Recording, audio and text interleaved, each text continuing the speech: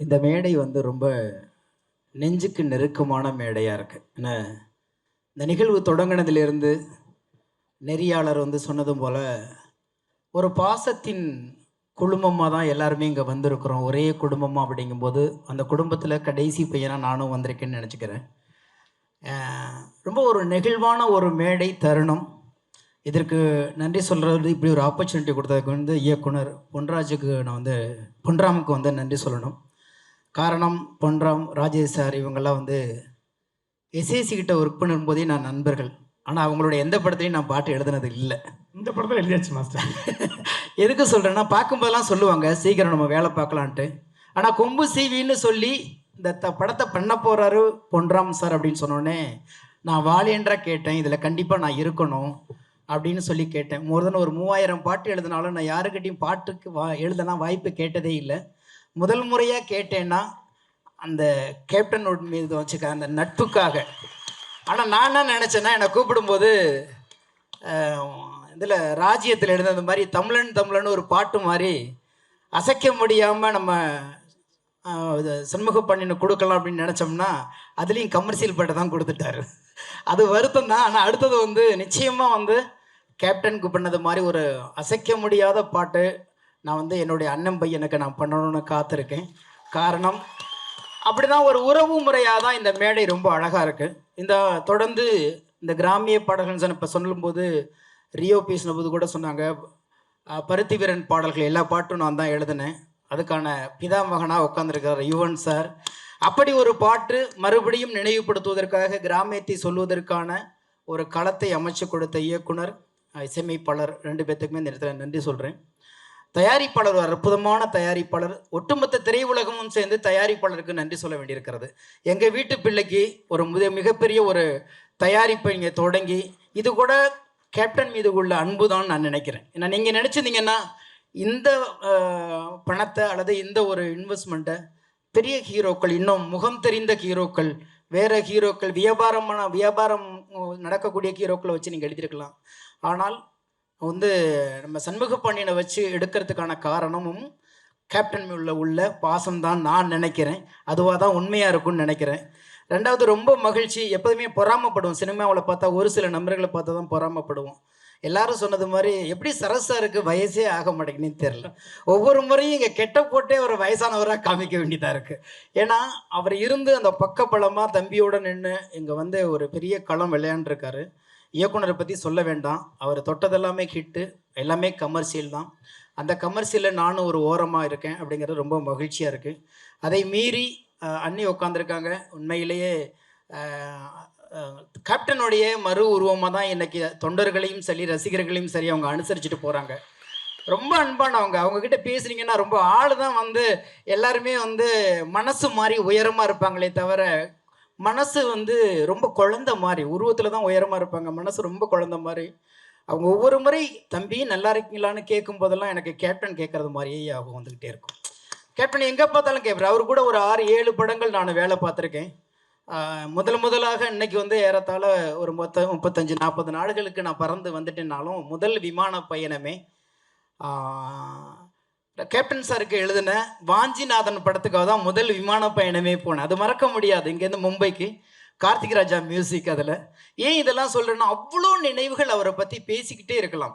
அதனால் திரையுலகத்தினுடைய செல்லை பிள்ளையாகவும் திரையுலகத்துடைய மூத்த அண்ணனுடைய மகனாகவும் நாங்கள் எப்போதுமே உங்களை பார்த்துக்கிட்டே இருக்கோம். நீங்கள் வளர்ந்தீங்கன்னா நாங்கள் வளர்ந்தது மாதிரி சந்தோஷப்பட்டுக்கிட்டே இருக்கோம். உங்களை இன்னும் சொல்லப்போனால் கேப்டனுக்கு நாங்கள் திருப்பி செய்ய முடியாத அன்பையெல்லாம் உங்களுக்கு செய்யணும்னு பார்த்துக்கிட்டே இருக்கோம். அதுக்கான காலம் வருவதற்காக நான் மட்டும் இல்லை, கேப்டனை உண்மையாக நேசித்த திரைத்துறையில் அத்தனை கலைஞர்களும், தொழில்நுட்ப கலைஞர்களும், தயாரிப்பாளர்களும், ரசிகர்களும் இருக்காங்க. அதனால் நீங்கள் அன்பால் உருவான குழந்தை, அன்பு தோற்பதே இல்லை, அன்பு வெல்லும், இந்த கொம்பு சீவியும் வெல்லும் என்று நம்புகிறேன். வாழ்த்துக்கள். நீங்கள் உங்களுடைய ஆசைகள் எல்லாத்தையும் இந்த மேடையில் சொல்லியிருக்கீங்க. அது எல்லாமே நடக்கட்டும்னு இந்த யூனிவர்ஸே அப்படி தான் ஆசைப்படுது. நம்ம நினைக்கக்கூடிய எல்லா விஷயங்களும் அப்படி தான் இன்றைக்கி இங்கே இருக்க ஒவ்வொருத்தருடைய வாழ்த்துறையும் உங்களுடைய வாழ்த்துறையும். கொம்பு சீவி இதை வைத்து ஒரு கேள்வி ஒன்று கேட்டிருக்கோம்லன்னு, உங்கள் லைஃப்பில் உங்களை யாராவது கொம்பு சீவி விட்டுருக்காங்களா? நிறைய சீவி விட்டுருக்காங்க. நிறைய. அதையும் நம்ம முட்டாள்தனமாக நம்பிட்டு கொஞ்சம் சிரிச்சுக்கிட்டு நம்மக்கிட்ட என்ன சொன்னாலும் நம்பிடுவோம். அதுதான் மனித இயல்பு.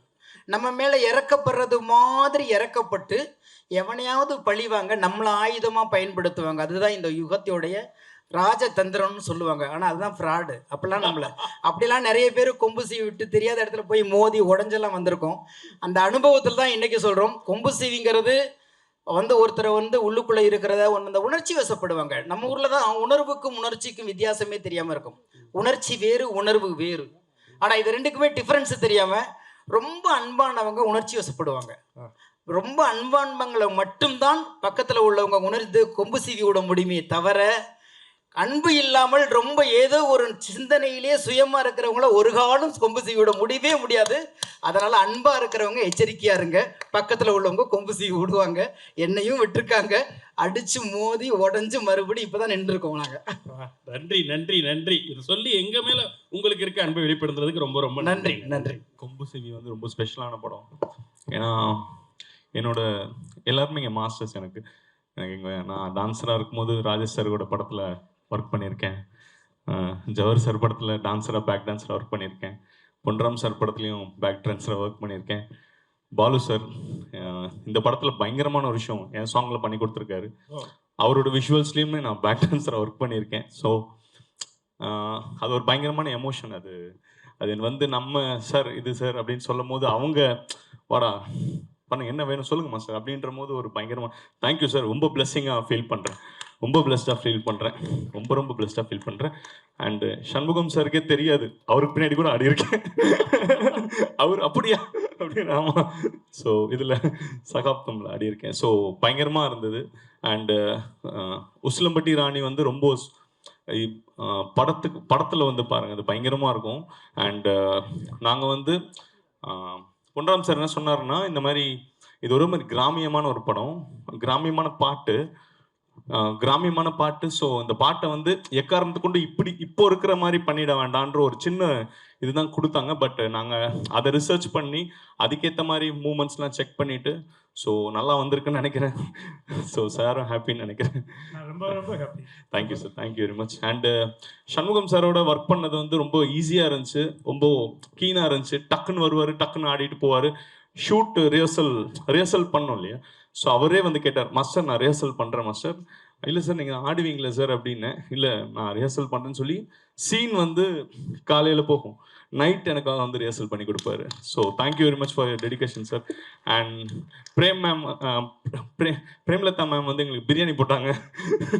Thank you ma'am. ஏன்னா அப்போ பயங்கரம் ரொம்ப ஃபாஸ்ட்டாக போயிட்டு இருந்தோம்.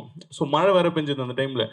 திடீர்னு மேம் வந்து இல்லை சாப்பிட்டு வேலை செய்யுங்கன்னு மேம் கிட்ட சாரை பார்த்தோம், captain sir. So thank you.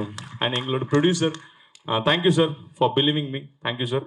And all time fan by Yuvan sir. Thank you for giving a extraordinary track. And I'm blessed sir. Thank you sir. And ஸ்னேக் அண்ணா உங்களோடய ஒர்க் பண்ணியிருக்கேன். உங்களோட பாட்டை நான் ஒர்க் பண்ணது ஹாப்பி சார், ரொம்ப ஹாப்பி.